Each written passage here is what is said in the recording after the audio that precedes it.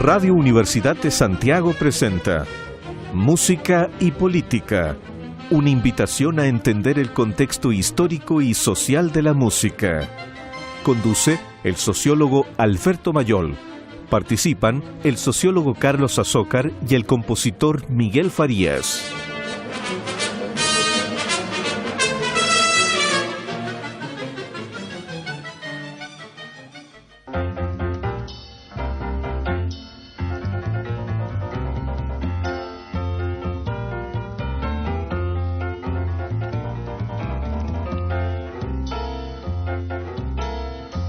Si tres o más paralelas, si tres o más paralelas, si tres o más paralelas, si tres o más paralelas, son cortadas por dos transversales, son cortadas por dos transversales, si tres o más paralelas, si tres o más paralelas, son cortadas.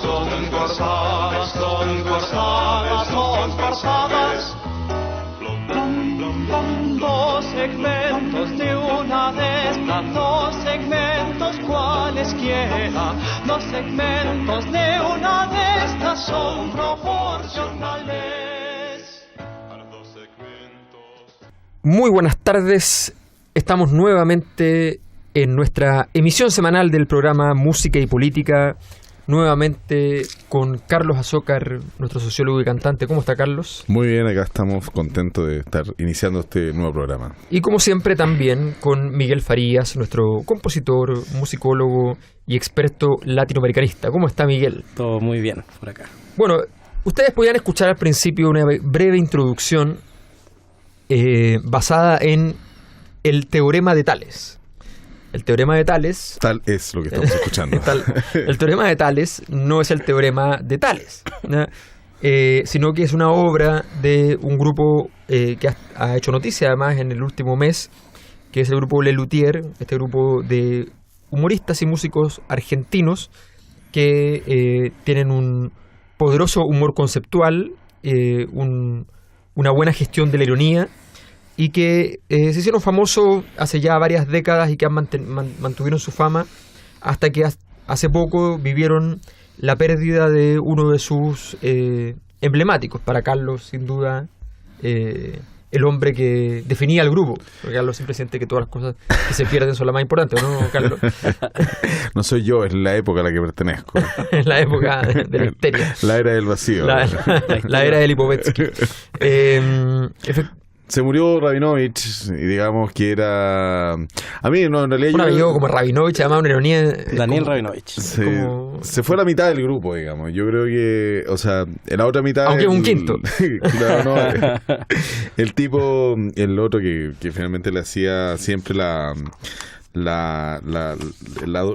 pareja fundamental, digamos, de la mayoría de los sketches, cuando pasaban de un monólogo a los biólogos, y es constantemente, o sea, una pérdida gigantesca, sobre todo porque hay una cuestión que mucho se habla como en el espectáculo, en la arte escénica, del ángel, de la presencia escénica, y sin duda Rabinovich lo tenía. Sí, esos tipos que entran en la escena y ya está llena. Exacto, sí, o sea, antes que de hablar. Aura, finalmente. Oye, pero igual hace tiempo que estaba enfermo. Hace tiempo que no estaba participando. Las giras él no estaba, tenían reemplazantes. Claro.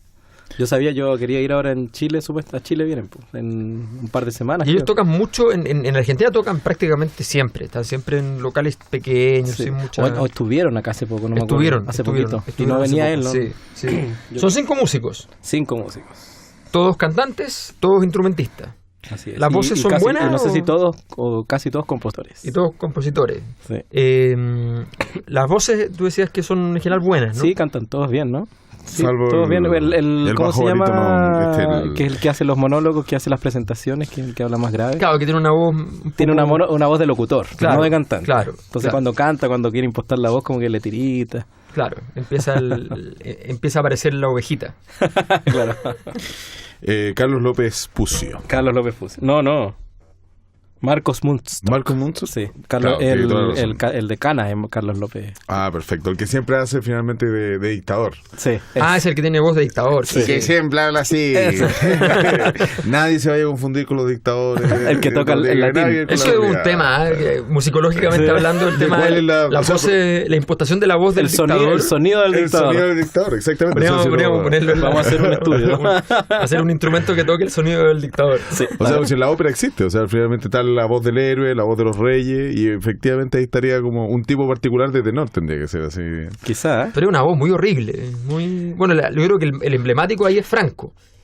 Pero, pero casi todos andan por ahí. O sea, como un oboe. Podríamos tirárselo a los oboe. A los oboe. Gangoso. O una voz muy particular. Pero el oboe es un poquito más cerrado, como que esto como que se abre así. Sí, es más estridente. Como que vomita esta cosa. ¿Sabes qué puede ser una trompeta con sordina? Eso. El sonido del dictador. ¿Cómo se llama este? Hay un tenor español que el muy... tenor español. El tenor español llegó. No. Una variante culta de la obra. No, tendría que ser cantado de forma lírica. El tenor español llegó. No, estoy hablando de que no es Plácido Domingo, otro tenor, uno que el terrible lunes. Incómodo lunes. Bueno, en fin. El neto sábado.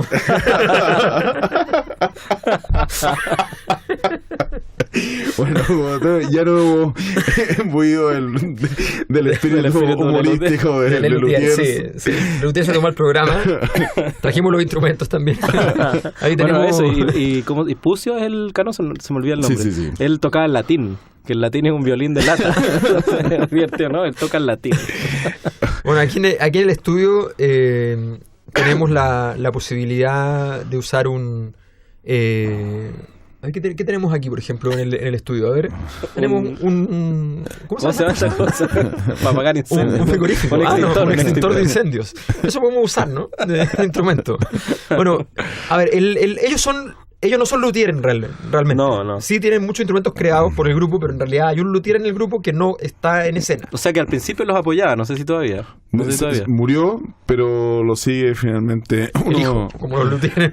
Claro que así los luthier parten como en la universidad, creo que cantaban juntos, ¿no? Era un coro universitario y que había una tradición que en actos universitarios que habían intermedios o algo y el coro participaba o los coros participaban, claro, y con alguna cosa humorística. Entonces ellos empezaron a hacer cosas y de repente se les empezó a ocurrir esto, además de hacer instrumentos, y ahí se apoyaron con su amigo. Y el teorema de Tales, de hecho, el que escuchábamos es con lo que saltaron a la fama. Claro, es algo de su momento conocido. Hay que decir que por lo demás esa tradición se mantiene. Yo, pertenezco al coro de la Universidad de Chile y efectivamente para el aniversario se realizaron actos humorísticos y de una varieté, digamos, de todos los cantantes. En medio de la borrachera, con el rector presente, digamos.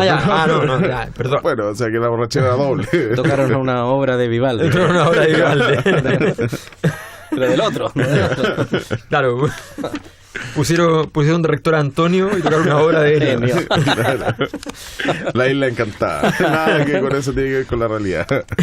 Entonces, efectivamente, bueno, era más una época donde pasaba mucho esto de que los grupos universitarios se transformaban en grupos musicales más profesionales y salían a escena de diversas universidades de todo el mundo, y en América Latina sin duda fue bastante frecuente que algún grupo musical saliera desde allí a la gran escena nacional. Sí, pero ellos al principio tenían, que yo lo tengo grabado en un vinilo, tendría que buscarlo, pero tienen una canción que se llama algo como la cantata del laxante, algo así. No. Miguel está hablando como abuelita. Cantata Laxatón. Y con eso se hicieron conocidos, le empezaron a salir contratos, se fueron de gira. Eso ya fue el éxito más masivo. Claro, y ahí tenían otro nombre, se llamaban Imos y Chisti. Ah, mira. Tal cual. Y después ellos empezaron con esta cosa de hacer instrumentos, que agarraron un water, un inodoro y le ponían cuerda. Era siempre la dinámica de hacer instrumentos en onda humorística, siempre. Sí. O sea, tienen el violín de lata, los water, tienen sopapos que hacen cosas. Y ahí se decidieron cambiar. Que en general suenan bastante bien. Suenan bien, sí. Se pueden afinar, se pueden tocar. Claro, se pueden afinar, son instrumentos propiamente tales. Sí. Tienen una cosa gigante con globos, no sé si has visto. Que están todos los globos que pasan por como una especie de amplificador como una cornetita. Pero todos de distintos tamaños, entonces todos los globos están afinados en cierto tono. Entonces al apretarlo suena una nota y se vuelve a inflar.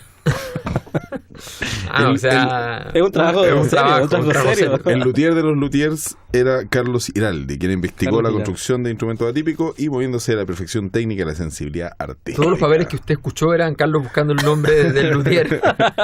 Porque Carlos llega al programa, es una cosa que es muy propia, muy importante en la radio, llegar con 60 páginas para un programa de 1 hora. El luthier de los luthiers, el Es la mezcla, metaluthier. lo terrible de mezclar un sociólogo con un locutor de radio. A ver, en general ellos tienen una vinculación no digamos directa, pero sí importante con la política. O sea, ellos hacen alusiones permanentes en sus canciones a temas políticos o a grandes temáticas políticas o a leitmotiv políticos, ¿no? Ellos en general hacen alusiones, pero básicamente no es tanto porque estén orientados a la política, sino porque están muy orientados siempre a una dimensión más conceptual, o sea, a un cierto grado de desarrollo intelectual de la obra, y por tanto, obviamente, todo desarrollo intelectual termina en la observación de ese objeto interesantísimo, que es la polis, ¿ya? O lo que queda de ella. Entonces, en medio de todo esto aparecen elementos políticos que vamos a ir logrando de los que vamos a ir logrando dar cuenta.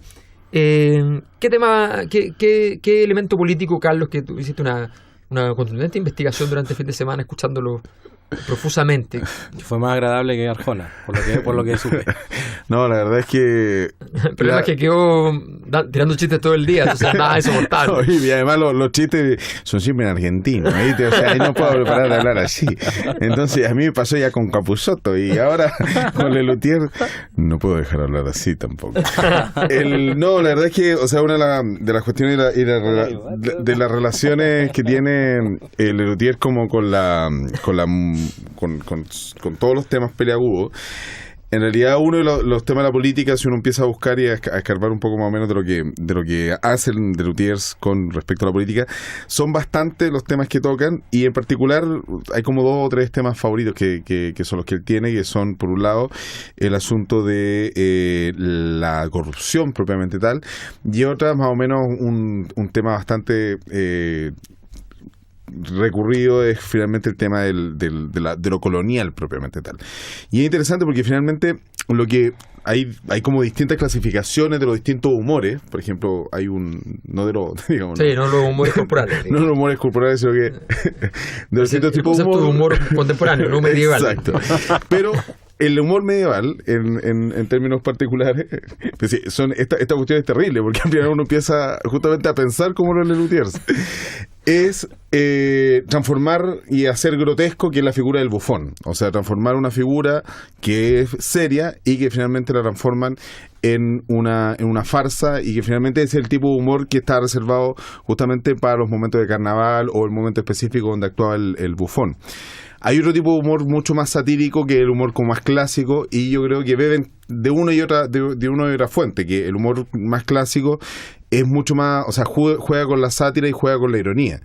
Entonces hay un autor en particular que trata la teoría del humor, que es el Lipovetsky, que justamente también después trabaja el tema del humor postmoderno, y ahí lo interesante es ver cuál es el doble filo que tiene finalmente el humor, porque por un lado el humor nos hace tragar cuestiones que de una u otra manera serían muy tristes, pero al finalmente, como la frase estoy río para no llorar, es justamente el tema de poder hacer vivible lo invivible. O sea, transformar, por ejemplo, los Simpsons o Padres de Familia, que uno lo ve como productos de la industria cultural, pero que son emitidos por la cadena Fox, y que esa cadena finalmente es de uno de los conservadores más grandes de Estados Unidos, y que de alguna manera también uno se da cuenta de que hay un doble filo de poder finalmente decir, bueno, acá te va el humor, y con esto de la risa te bancas lo que te viene, ¿viste?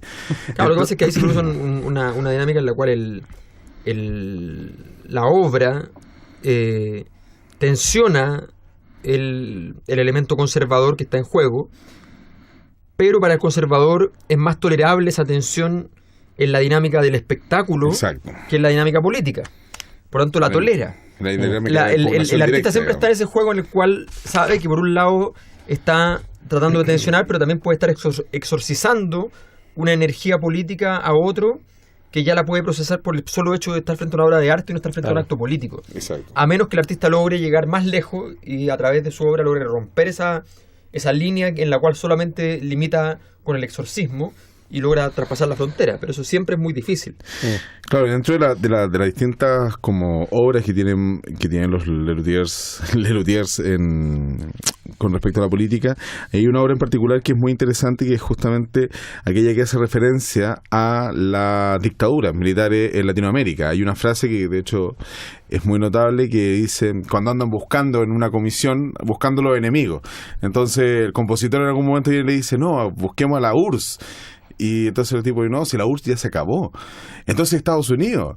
Pero no, Estados Unidos es la madre, ha sido el padre de nuestra democracia y de todas nuestras anteriores dictaduras. Entonces, la cuestión es directa y también tiene ese doble juego, y una de las cuestiones que tratan, por ejemplo, es el tema de las dictaduras militares en Latinoamérica, y que es una cosa que nos hermana con los países, digamos, vecinos, que tuvimos también dictadores que finalmente tienen esta misma vocecita de la cual hablamos al comienzo. Seguimos divididos, Carlos. Seguimos divididos. Es culpa del populismo. ¿Escuchemos algo? Escuchamos a Lelutiers con el discurso de Banania. El discurso de Banania, sí, bueno. Que no es lo mismo que nombraste recién, es otra, no es lo de la comisión. No es la comisión. Es otra obra, sí, es otra obra. Sí, la comisión es muy larga, por eso no está aquí. ¿Cuántos minutos dura eso? La comisión es media hora, es casi un espectáculo completo. Minutos, claro. Que Entonces, se trata de una comisión que va a hacerle una comisión a un compositor. Una comisión es un encargo. Y Banania, en cambio, es una república sólida y estable en América Latina, por supuesto. Vamos a ir a... Que además es una composición que hizo el nunca bien ponderado compositor. ¿Cuál? No, el compositor de Mentira, que finalmente Johann Sebastian Mastropiero. Exacto. Johann Sebastian Mastropiero. Vamos con Banania.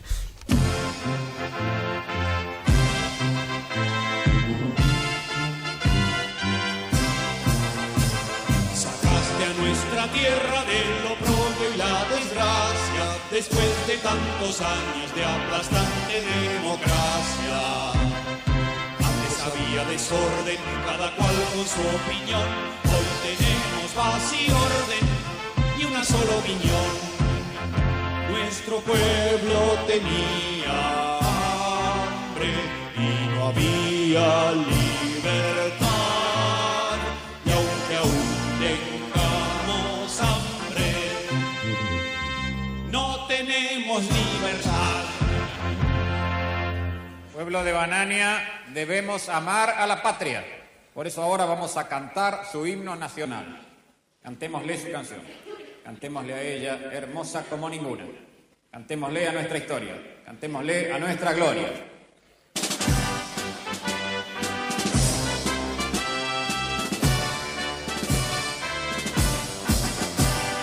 Patria pujante y gloriosa, ubicada en la vanguardia, tienes bellezas famosas y una hermosa retaguardia. Patria que amamos cual madre, entre todas favorita. Madre amada, madre buena, Qué buena estás, mamacita. yo te quiero sin cesar, patria noble como pocas. Yo te quiero sin dudar, Yo te quiero sin la ropa. tu belleza natural nos atrae como imanes, tus praderas celestiales. Y tus dos grandes volcanes. A gozar todos con la patria, mamá. Qué buena está mamacita, Mamacita patria. qué buena está mamacita, Mamacita patria. qué buena está.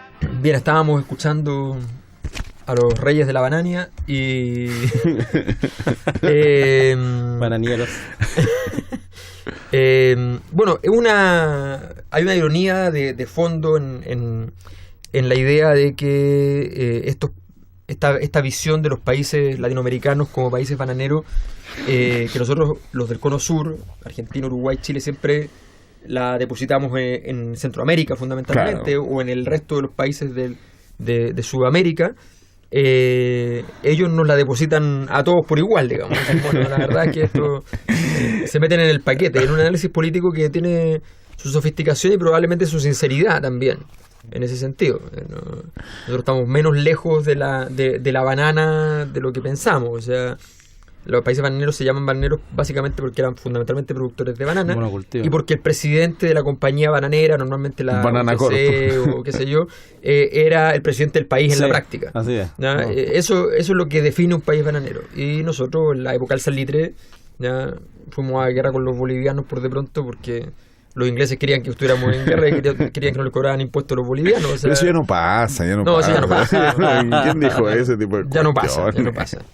Está más preocupado en Medio Oriente porque acá los recursos no son tan interesantes. Ahora todo. Ahí ganamos la Copa América. Ya. Esas cosas no nos afectan. ¿No? ¿Ganamos la Copa América? Ganamos la Copa América en vez de una borrachera.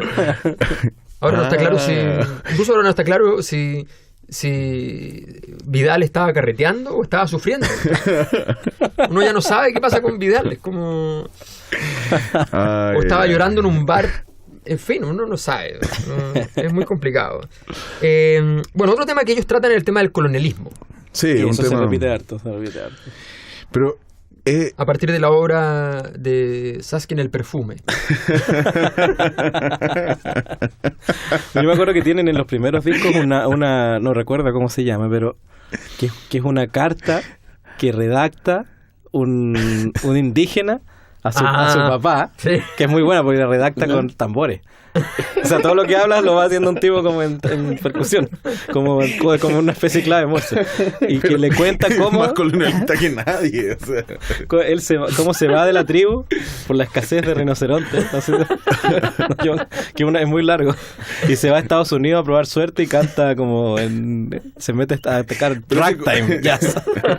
Y le va muy bien y todo. Y al final se sabe que es que se fue porque por la escasez de rinoceronte volvió el jefe y este tipo estaba acostado con la esposa del jefe en la choza, entonces lo echaron. El tipo andaba cazando rinoceronte y como no habían, volvió. Pero ahí toca todo el tema. Es una cosa que dura como 40 minutos ya, y el hecho de que codifique la carta ya en percusiones, claro. Es un tema de... Pero finalmente, o sea, lo interesante es que hay que agarrar el colonialismo y lo sitúan en otra colonia.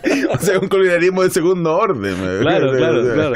Y dicen nuevamente, nosotros los argentinos no somos una colonia. Eso es bien interesante, el tema de que la carta se redacta en percusiones como otro tipo de texto, es típico de la... Bueno, yo lo estoy estudiando ahora, por eso estoy un poco rayado, pero que se codifiquen tambores, claro. Yo eso no lo conocía, o sea, que una especie de clave Morse, pero salsera.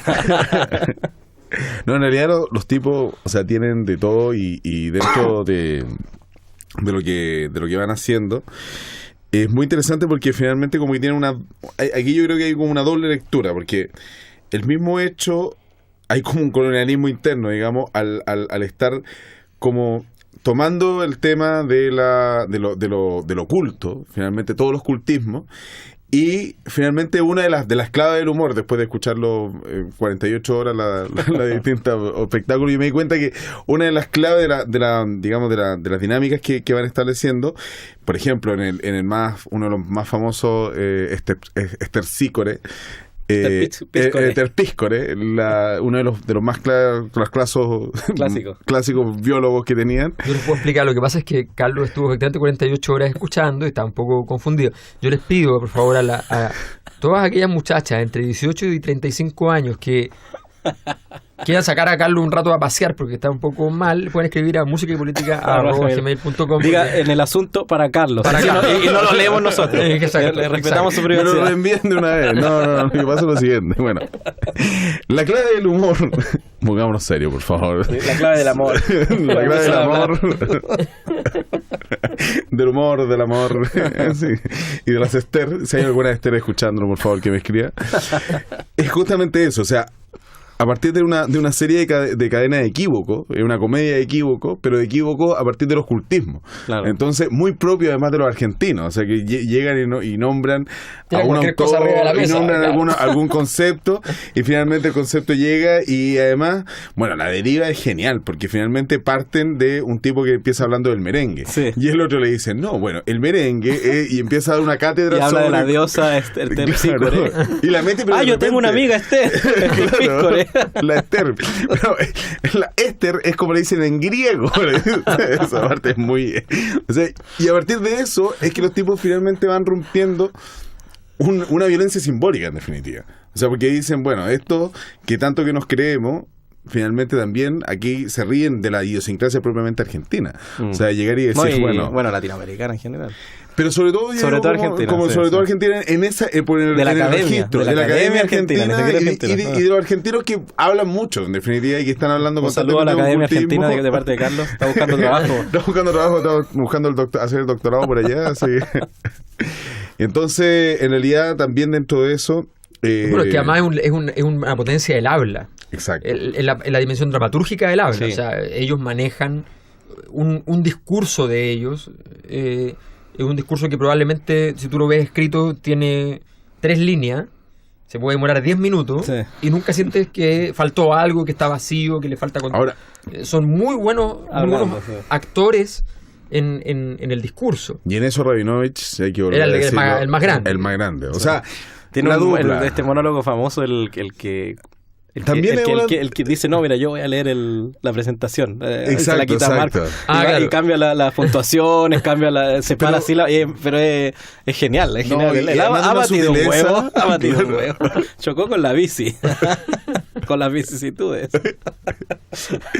No, y claro, y ahí el tipo lo que hace finalmente es el mismo registro. Yo creo que eso Sí, en particular sí. para Rabinovich era muy particular, pero creo que también hay una potencialidad política dentro de eso. O sea, porque finalmente ahí los tipos llegan y plantean cuál es la violencia del capital cultural así extendido de esa manera.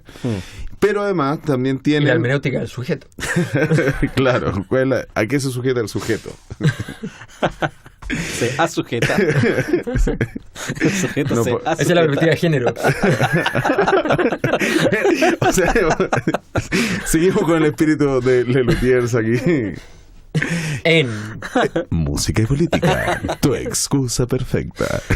Mira, seguimos con Rabinovich. Adelante. Bueno, pero aparte de lo que hace Rabinovich, es muy entretenido porque... ¿Qué significa hijo de rabino? ¿Ah, sí? Sí, po. No tenía... Claro. Mira. Wow. Todos los hits significan hijo de, como todos los EZ en español. ¿En serio? Claro, Bueno, hijo sí. de Rodríguez, hijo de Rodrigo, Fernández, hijo de Fernando. Iván Illich. Y, tiene... pero es que Illich... No, pero es que Illich no es el apellido. Es Julianov. Es nombre. Ah. Aló, Ay, que nos dejó pensando. Julianov es el apellido. pues si hubiera estado Rabinovich, aquí no hubiera sacado con algún tipo. Pero hubiera Rabinovich es salido, hijo de rabino. hubiera salido Por tanto, jugando. estamos nuevamente en el conflicto de Medio Oriente. Oh. No, con este, digamos, judío argentino, Que es como casi un sinónimo. O sea, ¿sabes que Buenos Aires es la ciudad con más judíos del mundo después de Nueva York? ¿en serio? ¿En serio? Hay más que en Israel. Dios. Bueno, yo estaba leyendo el Lelutier que no me acuerdo qué pasó, hubo un reemplazo y lo reemplazó otra persona de apellido Rabinovich. Sí, que no era pariente. Entonces ya como que hayan dos en el mismo círculo. Hay una cantidad, hay migrantes muy extraños en Argentina en cantidad. El caso de los judíos, que es equivalente al caso chileno con los palestinos, que hay muchos. Y el otro caso muy raro, ese sí que es muy raro, son los armenios. Que hay como Sí. millones de armenios. En Chile hay como 6, creo. ¿no? Y allá hay millones. Entre eso, un muy querido amigo, Cristian Pozo, al cual le mando un saludo grandote. Cristian Pozo es... Cristian Pozo de armenio. ascendencia armenia. Es que Pozo es un clásico de apellido Se viste en armenio. Armani. Pozocic. Armani. No, pero hay una migración aún más rara aún, y ya que esto no tiene que ver nada que ver con música ni política, que es la migración de japoneses en Brasil, sobre todo en Sao Paulo. Está lleno. Eso sí que no tiene nada que ver. Estábamos vamos a hablar de la con música. algún vínculo. Vamos a hablar de la música japonesa. Nos quedaba Buenos Aires todavía. De la privada. Estábamos afirmándonos de algo. Y ahí, El asunto es cuando los tipos llegan y se meten no solamente con el colonialismo, sino que también con el autoritarismo educativo. Y hay alguna obra donde nosotros nos encontramos con justamente el Foucaultianas. Foucaultiano, o sea, la crítica a la disciplina, Gramscianas. pero también desde la perspectiva colonial, que es una perspectiva que nuevamente están a nivel, digamos, tácito y también a nivel, digamos, explícito, están constantemente están haciendo alusión a ello.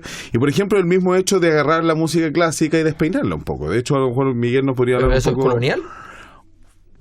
¿Qué dice usted? ¿Qué Sí, dice el etnomusicólogo? Porque hecho eso de- es música... ¿Despeinar la música clásica? No, pero no es colonial, ¿no? O sea, de colonial, de un acto Sí, político... puede Lo ser, colonial puede es ser. Armani.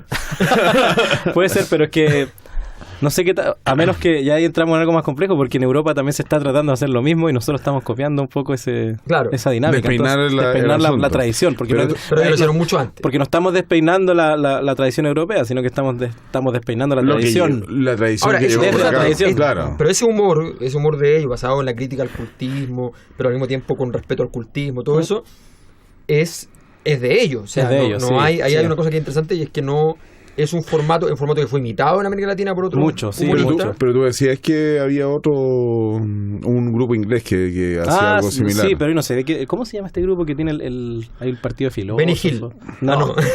El partido de los Para filósofos. papá, Oye, qué para buena papá. esa canción. ¿Cómo se Los llama? alemanes. Es un... Sí, los filósofos alemanes contra los griegos. Con la griego. pero ese es un grupo que es como Sí. esta dinámica. Esto Sí. de que hace, pero Pero ellos son después de después, y además que se puede parecer un poco en la dinámica de agarrar esto del cultismo y todo, pero no, la gracia de Lelutier es que lo relaciona directo con la música clásica. Claro. Imagínate el concepto de Lelutier, Claro. es un concepto súper de especialistas. Pues, o sea, el armador de instrumentos. claro, y uno conoce, o sea, el que conoce a los luthier y todo, o sea, y trabaja con luthier es un especialista, alguien Claro. que Yo creo que el más cercano y que de alguna manera contemporáneo y no se le puede acusar así como un plagio directo es Leo Maslía. O sea, como que Leo Maslía está Pero en son- una... hacen una cosa parecida, pero la de Leo Maslía es podríamos verlo un día, porque él es muy músico además. es muy Mucho músico. más Sí. músico. Sí, súper. Pero Hace un él- humor mucho más musical Claro, y menos claro. y menos hablado. De hecho, o sea, Claro, como que él- hay de hecho, los luthiers siempre hay una... Y él es más de escritura de género narrativo, en el Sí, sentido sí. escritural. O sea, Más- él es, más que él es diálogo, más de hecho, académico. son monólogos. Él es más académico. totalmente. Es mucho más Claro. académico. No, los son súper performáticos, los Lelutier, Claro. sobre todo en el hecho, por ejemplo, lo que yo te contaba. Ellos son de que posacadémicos. Claro, no, que tienen el concierto para piano. Tienen una obra que es un concierto para piano, dura 20 minutos y tú estás todo el rato riéndote y no hablan nunca. Por ejemplo, después es puro humor Claro. musical también, pero performático. Leo Maslía tiene estas cosas que hace Claro, canciones que que va habla haciendo- del compositor contemporáneo, habla, o sea, como que se Soy ríe. el compositor Claro. contemporáneo.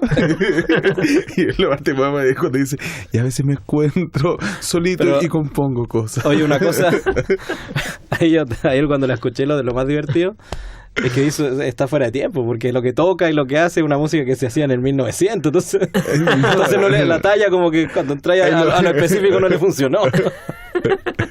Claro, porque si hace- Schoenberg se hubiera muerto la risa, Claro, ¿no? claro. Schoenberg con Adorno si hubiera estado ahí en el Basile, pero... claro, el tipo se cree contemporáneo y es clásico. No, pero lo que te iba a decir, además en el concierto para piano trabajan a puras citas. O sea, usan un pedazo del concierto de Rachmaninoff, creo que otro de Tchaikovsky, un trozo de Mozart. Entonces, si te fijas, es mucho más performático, es como disponer de herramientas y en una performance hacer humor. En cambio, Leo Maslía, tú te puede pasar la partitura y te puede dar risa la partitura.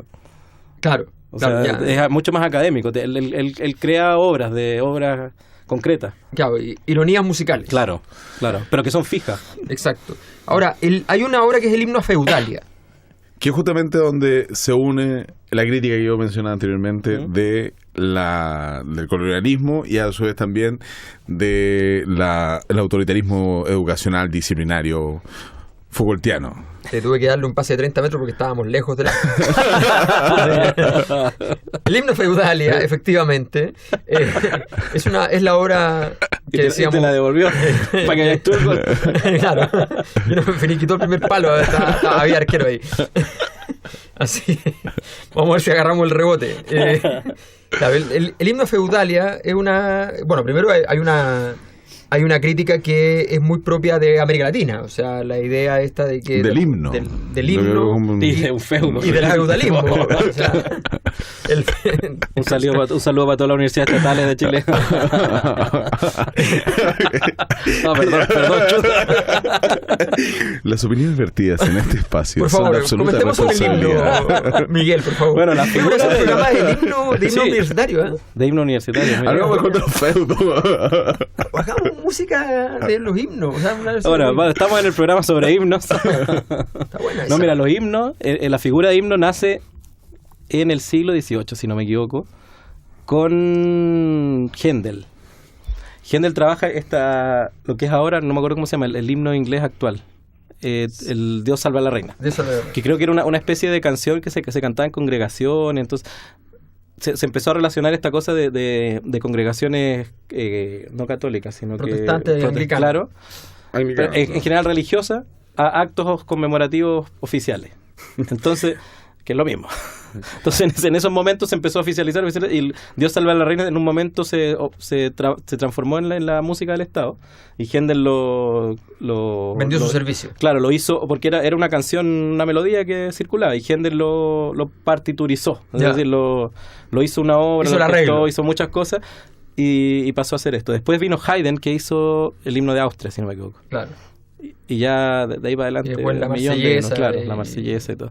Pero la figura de himno no existía antes de Händel, es bien curioso. Uno piensa que es algo que nació con nosotros y no. El club de los compositores con la hacha aspirada.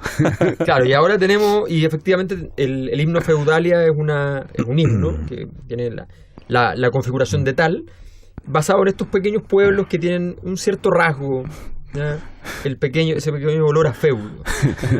Escuchémosla, si les parece, un fragmento. Esto no sé si cabe entero. Esto cabe entero. Sí, pero así como vamos, en realidad no nos vamos a poder escuchar esto y nada más. No, todavía tenemos tiempo, nos queda un poco. El jueves todavía nos regala algo de sí. Vamos con el himno Feudalia. Hoy celebramos un nuevo aniversario de la independencia de nuestra República de Feudalia. Un nuevo aniversario porque el anterior ya estaba viejo. Para mí que chupa la vieja. Señor Marona, dígalo en voz alta si nos reímos todos. ¿Y qué significa independencia? Independencia viene del latín in, que quiere decir adentro, y dependencia, que a su vez proviene de y pendencia, o sea, algo que está pendiente, Poder Ejecutivo Nacional, y diente de diente, o sea, doble ente, dentro de, y te, bebida que se prepara por infusión. O sea que el Poder Ejecutivo Nacional tiene pendiente tomar el té. Y ahora, en homenaje a Feudalia, cantemos. El séptimo regimiento es de todos. ¡Marona! Tiene un uno, sí.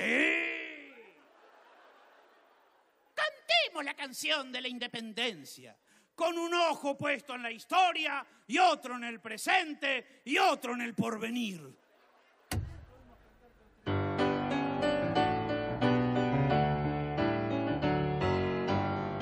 Viva la patria, salve Feudalia, que viva y salve el ideal que nos queda, con el ejemplo de nuestros gobernantes, que viva la pepa y sálvese quien pueda.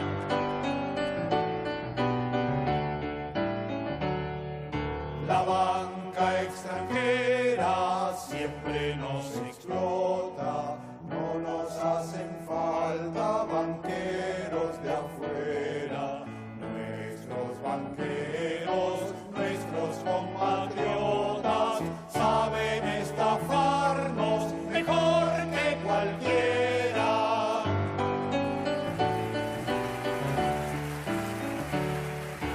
Los funcionarios son, sin embargo, nobles patriotas de vida abnegada. Respetan su cargo, valoran su cargo y nunca se hacen cargo de nada.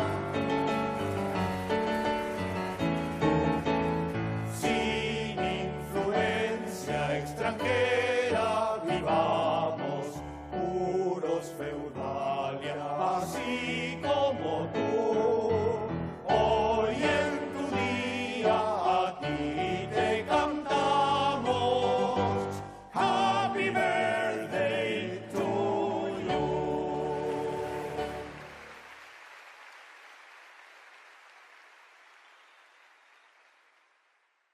Bien, estábamos con el himno a Feudalia, y hay un tema que es un gran clásico de clásicos de la política para Lelutier, que es la corrupción. Es que en realidad es un clásico, sobre todo para los italianos y los argentinos. Finalmente los argentinos. Claro. O sea, tienen ahí un tema. ¿Qué hace Carlitos? O sea, Carlitos Menem, todo en realidad tiene más o menos un poco ahí el problema. La familia, la monarquía saliente también hizo lo suyo. Hizo lo suyo, su negocito. Por ahí un Dice la leyenda, por ahí un teatrito que yo vi que hicieron. Dice la leyenda que también un novio que tuvo una cantante por ahí también hizo sus cosas.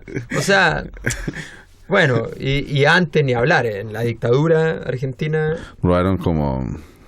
Si aquí se configuró un escenario medio de cleptocracia, en el caso argentino se robaban niños, que es una cosa ya, una versión superior del... Pero es que eran niños rubios, pero también estaban dentro del canon. Claro, entonces un buen producto nacional. Un saludo para la abuela de Plaza de Mayo y la demanda que nos van a poner. A ti, yo no Al he dicho nada. al contrario. Ellas saben que visibilizar el tema es hacer memoria. Profesor, por favor. Yo sigo sin decir nada. Se suman causas. No, pero en realidad, o sea, este es un tema recurrente de parte de estos digamos, cantantes, autores, y dentro de eso también es un tema... Hay una palabra para eso, muy buena. ¿Ah, sí? Cantautores. Mira, oye, ¿y por qué? ¿De dónde nace? Viene ese término. Debe ser una alemana.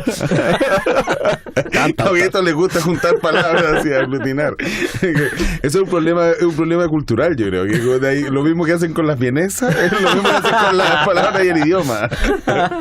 ¿Qué fue primero, la vienesa o el idioma? Voy a vender mi próximo libro, La teoría general del embutido.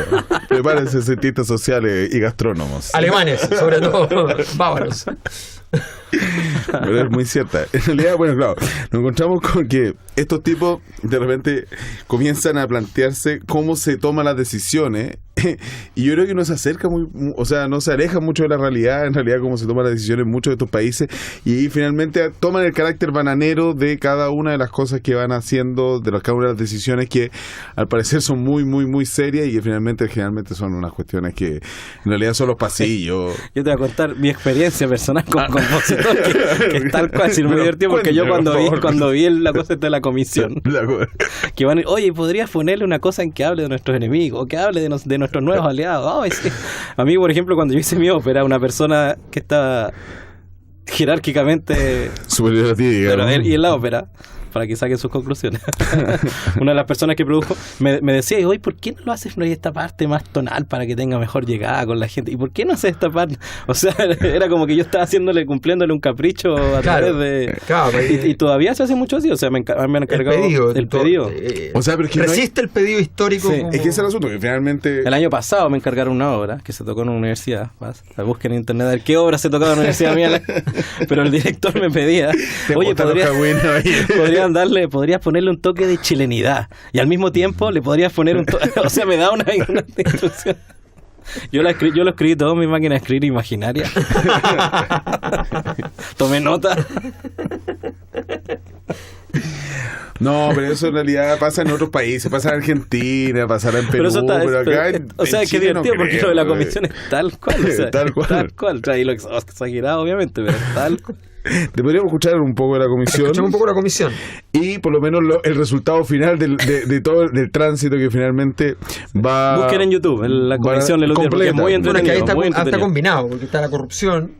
Exacto. Está el nacionalismo, el carerrajismo, porque nadie se inmuta. Eso es lo más divertido del sketch, que nadie se inmuta por nada. Claro.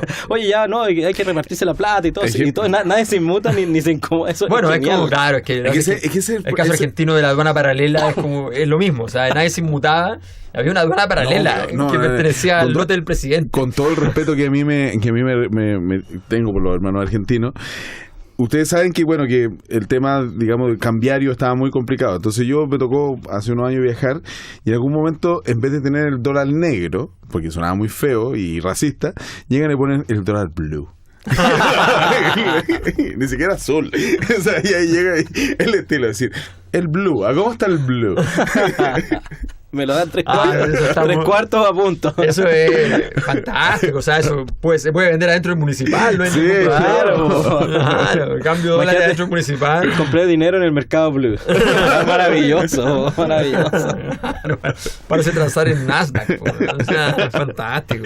Que vuelva los lentes. Es que eso los argentinos son lo máximo. Para poner nombre. En España todos los corredores de propiedades, todos son argentinos.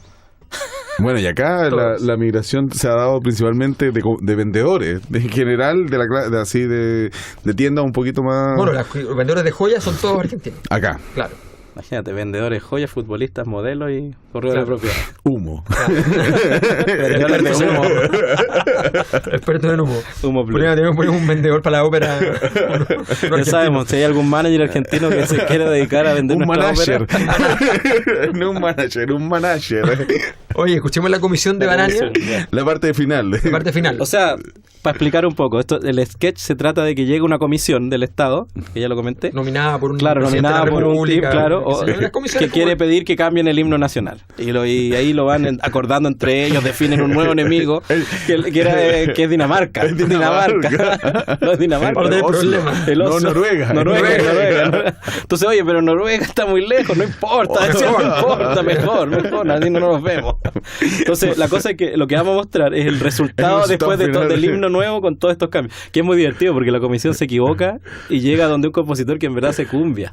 Sí. Entonces, bueno, escuchemos a la obra de la comisión, un fragmentito al final, decía Carlos específicamente.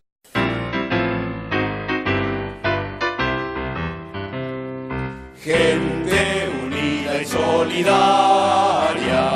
no hay fuerza que la derrote, siempre lista, siempre unida, remando en el mismo bote, siempre lista desafiando del peligro el negro tul, todos en el mismo bote remando bajo un claro cielo azul, en el mismo bote siempre lista, cielo azul, bote siempre lista azul, y por siempre le haremos al pueblo dubi, dubi, dubi, dubi.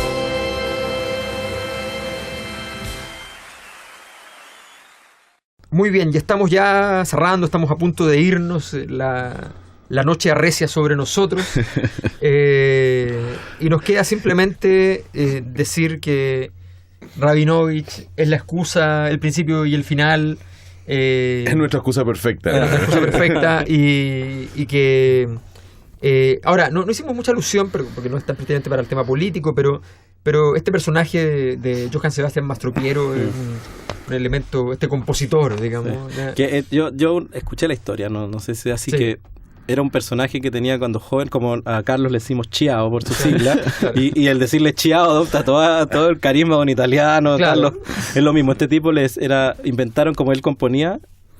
Él era el Gerardo Massana, creo que el que se murió bien joven. Massana es el apellido, Massena. Se murió muy 36, a los 38 por ahí. Y él tenía su personaje que decía que él cuando componía era Johann Sebastian Massana. Y después, claro, creo que después más compositorístico sonaba Mastropiero. Más compositorístico. Los neologismos que nos hacen. Pero funciona. Vamos a despedirnos escuchando a Rabinovich. Rabinovich, que además, hay que decirlo, tenía una voz preciosa. Sí, a mí realmente me gusta un tenor así, muy templado, con una actuación muy buena. Sí, carismático. Y músico, tocaba batería, tocaba todo muy bien. No, y muy entrañable, ese es el asunto. El tipo, con una pura sonrisa, nos robaba el corazón a todos. Ay, pero qué pena, Carlos. Además de mujeres, si hay algún hombre que se parezca a Rabinovich, también le puede Carlos, creo que por tu emoción tú tienes que decir el nombre de este tango que nos canta Rabinovich. El tango Me engañaste otra vez, y que no se refiere finalmente a las mujeres, aunque tú que me estás escuchando bien lo sabes. Tú no me escribas un email. Ni me hables por el chat. Por favor, ya no más trapito al sol. Que nos vamos con Me Cañaste otra vez, con la voz de el excelente y entrañable Daniel Rabinovich. Nos vamos con eso y nos despedimos desde ya. Sí. Nos despedimos Dale desde saludos ya. a tu... Mira, dale saludos a tu auditora, Carlos. ¿A mi auditora? A la que, no que pidió que le mandáramos saludos. Yolanda. Y Sí. le diré algo, es más, le dedicaré una línea. ¿Dónde estás? ¿Dónde estás, Yolanda? ¿Qué pasó? ¿Qué pasó, Yolanda? Bueno, nos despedimos en Música Política, musicapolítica@gmail.com para cualquier solicitud, requerimiento para Carlos, Yolanda, o también para sugerir programas. ¿Ya? Miguel Farías, Carlos Azócar, Alberto Mayor aquí se despiden y nos vemos la próxima semana, nos escuchamos la próxima semana, nos hablamos la próxima semana, nos escribimos con un nuevo programa semana de música y política. Tu excusa perfecta. Escuchamos a Rabinovich y que les vaya muy bien. Hasta pronto. Mastro Piero ya había vivido en Roma, el alma del mundo, en París, el corazón del mundo, pero se sentía intrigado por Buenos Aires. ¿Y cuál?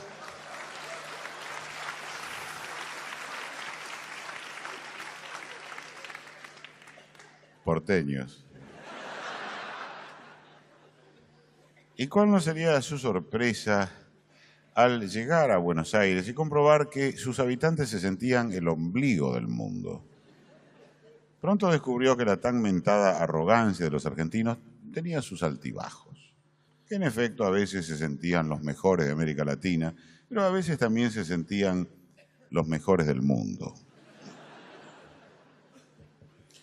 Le llamó la atención su orgullo por tener el río más ancho, la calle más larga. Alguno hasta se jactó de que los enanos argentinos eran los más altos.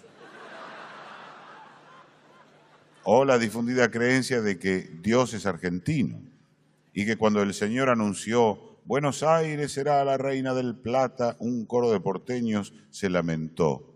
¿Cómo de plata? ¡Qué macana! Salimos segundos. De todas maneras, Mastro Piero se sintió atrapado por la música de Buenos Aires.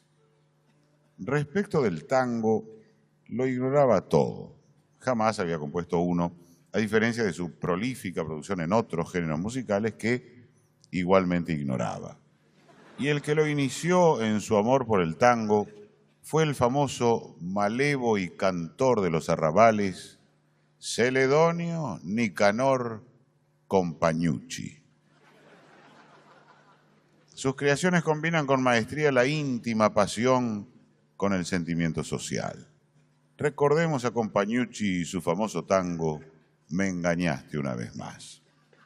Escuchemos.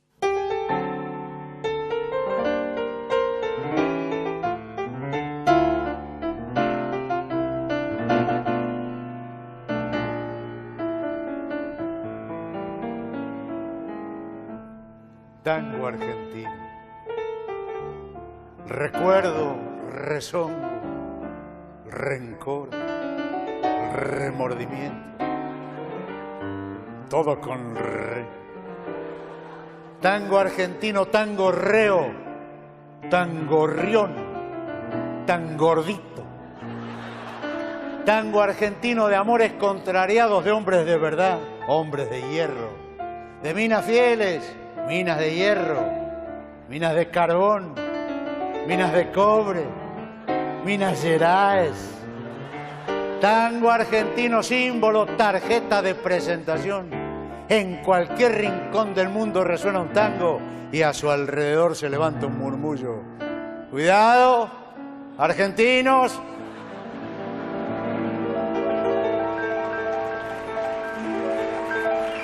Tango argentino, canción dolida del hombre abandonado.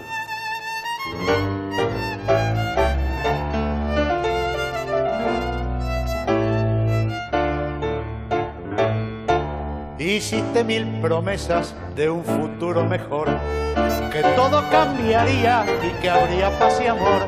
Hiciste grandes planes que tu amor me darías, que seríamos felices, que esta vez cumplirías. Y hoy me digo acongojado, ¿para qué, para qué? si nada ha cambiado, ¿para qué te voté?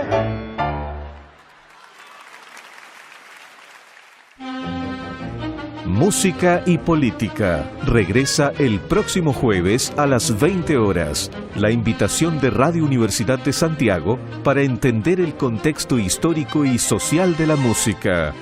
Alberto Mayol, Carlos Azócar y Miguel Farías te esperan la próxima semana.